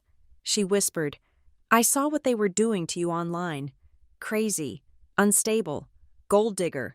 I saw that post on the real estate forum. I knew Lydia wrote it. It sounded exactly like her. And I realized They were doing it again. They were doing to you publicly what they did to you privately 10 years ago, and I couldn't be the girl who stood on the stairs anymore. She looked up, and tears were streaming down her face freely now. I am sorry. Claire, I am so sorry I waited so long. I was just so scared. I thought if I spoke up, I would lose everything. I thought I would be the traitor they always said I would be. I stood up and moved to her side of the table. I pulled her up out of her chair and wrapped my arms around her. She was stiff for a second, and then she collapsed into me, sobbing into my coat. She felt small, fragile, shaking with the force of a decade's worth of repressed guilt. You are not a traitor, I whispered into her hair. You are the bravest person I know. You were 16. Haley, 16-year-olds are not supposed to protect their older sisters from their parents. Parents are supposed to protect their children. They failed us, both of us. You did not do anything wrong. We stood there on the patio of the cafe, holding each other while the morning commuters walked past us, oblivious to the fact that a family dynasty was crumbling in the arms of two crying women. When Haley finally pulled back, her eyes were red, but the haunted look was gone. She looked lighter. We need to go to Erin, I said. We need to give her this drive, and we need to get you somewhere safe. If Lydia knows you are the leak— I don't care, Haley said, wiping her face. Let her know. I am done hiding. We drove to Erin's office in separate cars, but I kept Haley in my sight the entire time. When we walked into the conference room, Erin Sloan took one look at the flash drive and the second video file, and she actually sat down hard in her chair. This is it, Erin said, her voice filled with awe. This is the smoking gun. This is the bullet. This is the whole damn war. We spent the next 6 hours prepping Haley. Erin brought in a specialist from the prosecutor's office, a woman who specialized in witness protection. They offered to put Haley in a hotel under a fake name. They offered police protection. Haley refused the hotel. I am staying with Claire, she said. Erin hesitated. That might be dangerous. Haley, if they come for her— Then they get both of us, Haley said. I am not leaving her again. We worked until midnight. We cataloged every second of the new video. We transcribed the conversation where Marcus threatened to drown me. We built a case that was no longer just about money. It was about a conspiracy to defraud and abuse that spanned a generation. By the time we got back to my apartment, it was 2 a.m. The trial was set to start at 9. I set up the guest bed for Haley, giving her a pair of my old pajamas, not the pink ones, never those ones. Get some sleep, I told her. Tomorrow is going to be the hardest day of our lives. She nodded and closed the door. I went to my room, but I couldn't sleep. I lay in bed, staring at the ceiling, thinking about the look on Marcus's face when the video played in court. I didn't know that in the next room, Haley wasn't sleeping either. She was sitting on the floor with her laptop open. She was logged into a secure, encrypted email service. She had made a copy of the files before she gave the drive to Erin. She wasn't just going to trust the legal system. She had seen how her father manipulated lawyers. She had seen how money could make evidence disappear. She wanted insurance. She opened a new email draft. In the to field, she typed the address of an investigative journalist at the New York Times who had been covering corporate corruption in the Midwest. She attached the video of the assault. She attached the video of the conversation about the will. She typed a subject line that she knew would ensure the email was opened the second it arrived in the inbox. Subject: What a father says when he thinks no one is watching. She hovered over the send button. Her hand was steady this time. There was no fear, only the cold, hard certainty of a woman who was done being a victim. She clicked send. In the next room, I finally drifted off to sleep, unaware that my little sister had just lit the fuse that would blow the roof off the courthouse before we even stepped inside. The legal battle was scheduled for the morning, but the court of public opinion was about to convene, and the verdict was going to be delivered by millions of strangers before Marcus even tied his tie. The silence that followed the playing of the second video was not the empty silence of a void. It was heavy, pressurized, and suffocating. It was the sound of a room collectively realizing they had been breathing the same air as monsters for the last 3 hours. My father sat frozen at the defense table, his hand still hovering over the mahogany surface where he had slammed it moments before in the recording. On the screen, the frozen image of his face, twisted in a snarl of greed and malice, loomed over him like a ghost. Judge Anderson did not bang his gavel. He did not need to. He simply shuffled the papers on his bench, the dry rustle echoing like thunder in the quiet room. He took off his reading glasses and looked down at the defense table. His expression was not angry. It was exhausted. It was the look of a man who had seen too much human ugliness and was finally done with it. He began to speak, his voice low but amplified clearly through the courtroom speakers. He did not use legal jargon to hide the reality of what we had just witnessed. This court has presided over many disputes regarding testamentary capacity and fiduciary duty. Judge Anderson said, "Usually, these cases are matters of interpretation. We argue about the definition of sound mind. We argue about the intent of the deceased. But this case is not a dispute. This is a documentation of a decade-long demolition of a family." He looked directly at Marcus. "Mr. Donovan, the evidence presented here goes far beyond a civil disagreement over shares or property. What we have seen is a systematic campaign of manipulation, physical assault, emotional abuse, and fraud. You did not just forge a will. You and your wife conspired to isolate a vulnerable elderly woman. You conspired to defraud your daughter, and most damning of all, you used the threat of financial ruin to silence a victim of domestic violence." Lydia let out a small, strangled sob. The judge ignored her.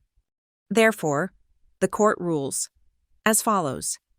The document purporting to be the last will and testament of Eleanor Donovan, dated November of 2012, is hereby declared void ab initio. It is a fraudulent instrument.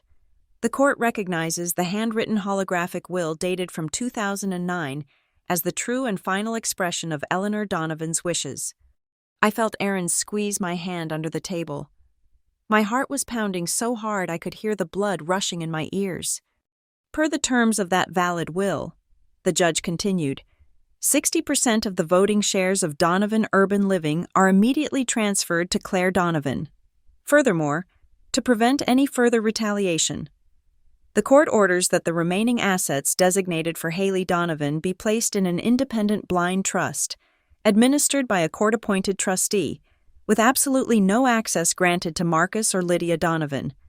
He paused, looking at the court reporter to ensure every word was captured. However, the remedial powers of this civil court are insufficient to address the gravity of the conduct revealed today. He looked up, his eyes hard as flint. I am forwarding the full evidentiary record, including the video footage of the assault, the audio recordings of the conspiracy to alter the will, and the testimony regarding the intimidation of Mr. Harvey Cole, to the Office of the United States Attorney and the Hennepin County District Attorney. I am recommending an immediate investigation into charges of forgery, witness tampering, assault with a weapon, and financial elder abuse. The room erupted. It wasn't a cheer. It was a gasp of shock. This was the nuclear option. This wasn't just losing the money. This was prison. I saw the color drain from my father's face until he looked like a wax statue. He grabbed his chest, his breath coming in short, theatrical gasps. He slumped forward, knocking his water pitcher over.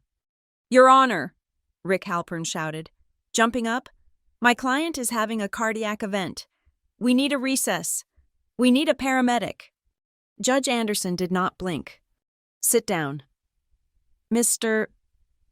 Halpern," the judge said, his voice cutting through the theatrics. "The bailiffs can call for medical assistance if necessary, but a sudden onset of chest pain does not grant immunity from criminal liability. Your client will remain seated until he is taken into custody." At the word custody, the side doors opened. 4 uniformed officers walked in. They did not walk toward the gallery. They walked straight to the defense table. Lydia screamed. It was a high, thin sound that shattered her carefully constructed persona of the elegant socialite. "No!" she shrieked as an officer instructed her to stand up. You cannot do this. I am Lydia Donovan. I am a pillar of this community. Ma'am, place your hands behind your back, the officer said, his voice bored and professional. Lydia spun around, her eyes wild, searching the room for an ally. Her gaze landed on Haley, who was sitting in the front row of the gallery, her hands gripping the wooden rail. Haley! Lydia screamed, stretching her hands out as the officer grabbed her wrists. Haley, tell them. Tell them I did it for you. I did everything for you. I wanted you to have the best life. Tell them. Haley. Haley did not speak. She did not cry. She looked at the woman who had forced her to lie for 10 years. The woman who had made her memorize a script to protect a violent man. Slowly, deliberately. Haley turned her head away. She looked at me. She reached out her hand across the railing divider. I stood up and took her hand. We held on tight, a closed circuit of survival, while behind us, the metal click of handcuffs signaled the end of the Donovan dynasty. Marcus did not scream. He simply deflated. As the officers pulled him up, he looked smaller than I had ever seen him. He looked like an old, pathetic man who had believed his own lies for so long that the truth was fatal. He tried to catch my eye, perhaps to offer one last manipulative look of disappointment, but I was not looking at him. I was looking at the judge. I was looking at justice. The bailiffs led them out the side door. Lydia was still sobbing, her mascara running in dark streaks down her face, ruining the perfect mask she had worn for a decade. Marcus shuffled, his expensive suit looking suddenly ill-fitting, stripped of the power that had filled it. The heavy door closed behind them with a final, resonant thud. The courtroom began to clear, a buzz of excited conversation filling the air. Erin turned to me. She didn't say anything. She just smiled, a real, wide smile that crinkled the corners of her eyes, and handed me a single sheet of paper. "What is this?" I asked, my voice trembling. "Read it later," she said. "But just so you know, the damages we requested for the emotional distress and the back wages, the judge granted the maximum. It is a lot of money. Claire, and I drafted the paperwork you asked for." I looked down at the document. At the top, in bold letters, it read, "Articles of Incorporation, the Donovan Family Justice Fund." I looked at her. "We are going to use the money to pay for legal defense for victims of domestic abuse who are being silenced by wealthy families," Erin said softly. "We are going to make sure no other 16-year-old girl has to hide a hard drive in a textbook because she can't afford a lawyer." I felt the tears come then, hot and fast. I nodded, unable to speak. We walked out of the courtroom together, Haley on my right, Erin on my left. The hallway was a gauntlet. The press had smelled blood. The moment the double doors swung open, the flashbulbs went off like a strobe light. Microphones were thrust into my face. Claire, how do you feel about your father's arrest?" "Ms. Donovan, do you have a comment on the verdict? Are you going to sell the company?" I stopped. I had spent 10 years running from this spotlight. I had spent 10 years hiding in the shadows, afraid that if I stepped into the light, everyone would see my scars. But today, the scars were my armor. I looked directly into the lens of the nearest camera. For a long time, I asked. My voice was steady. I thought that saving the family reputation was the most important thing a daughter could do. I thought silence was loyalty. But today, the court proved that loyalty to an abuser is just complicity.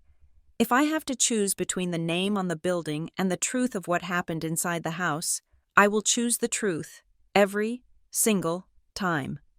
A reporter turned to Haley. She looked terrified for a second, shrinking back, but then she saw me standing there, solid and unmoving. She took a half step forward. "Haley," a reporter shouted, "you were the one who filmed the video. Do you have anything to say to other people in your situation?" Haley took a deep breath. Her voice was quiet, but the microphones caught it. I stayed silent for too long. She said, "I thought I was protecting myself, but silence just feeds the monster. If you are holding a secret, if you have a video, an email, or a text message that proves someone powerful is hurting you, keep it safe, back it up, Do not delete it. One day, you will be strong enough to use it, and when that day comes, you will need it." She stepped back, her hand finding mine again. We pushed through the crowd, the questions fading into background noise as we reached the heavy exit doors of the courthouse. We stepped out onto the wide stone steps. The air outside was crisp and clean, smelling of rain and asphalt. The Minneapolis skyline rose up in front of us, glass and steel reflecting the afternoon sun. I stopped on the steps and looked back at the courthouse. Behind those stone walls, my father and stepmother were currently being processed. They were trading their designer clothes for jumpsuits. They were being fingerprinted. The reality of their actions had finally caught up to them. I thought about the night in the foyer. I thought about the pain in my ribs, the taste of blood in my mouth, and the way my father had looked at me with those cold, dead eyes. "You deserved it." For 10 years, those words had been a curse. They had been the heavy weight that dragged me down, the whisper in the dark that told me I was worthless. But as I stood there in the sunlight, holding the deed to the company in the hand of my sister, I realized the words had changed. The curse had broken. He was right. I thought, I did deserve this. I deserved the truth. I deserved the justice. I deserved the company that my grandmother wanted me to have. And they deserved the cell. They deserved the ruin. They deserved exactly what they got. The phrase, "you deserved it," wasn't a weapon used against me anymore. It was the epitaph on their tombstone. I turned to Haley. She looked tired, but her shoulders were down. She wasn't hunching anymore. "So," I said, adjusting my bag on my shoulder, "you are a trust fund baby now. Or at least, you will be once the trustee gets set up." Haley laughed, a sound that was a little rusty but genuine. "I think I will stick to my graphic design gig, but maybe I will buy a better car." "Good plan," I said, "but right now, I am starving. We missed lunch. What do you want to eat?" Haley looked at me, a mischievous glint in her eyes that I hadn't seen since she was 12. "Anything," she said. "Absolutely anything that isn't braised chicken and red wine. Anything that isn't a fundraising dinner for a charity that doesn't exist." I smiled. "Burgers?" "Greasy burgers," she agreed, with extra fries. We walked down the steps, our heels clicking on the stone, not with the sound of impending violence, but with the rhythm of freedom. We crossed the street, leaving the courthouse behind us. Two sisters who had walked into the fire and come out holding the torch. The story of the Donovan family was no longer a tragedy written by Marcus and Lydia. It was a new book, and for the first time in my life, I was the one holding the pen. Thank you so much for listening to my story. It was a long journey from that dark foyer to the steps of the courthouse, and I'm glad you walked it with me. I would love to know where you are tuning in from today. Are you listening while driving, cooking dinner, or maybe relaxing after a long day? Please leave a comment below and let me know your location and your thoughts on the verdict. And if you enjoyed seeing justice served, please subscribe to the Lila Revenge Stories channel, like this video, and hit that hype button so we can share this story with more people who might need to hear that the truth is always worth fighting for.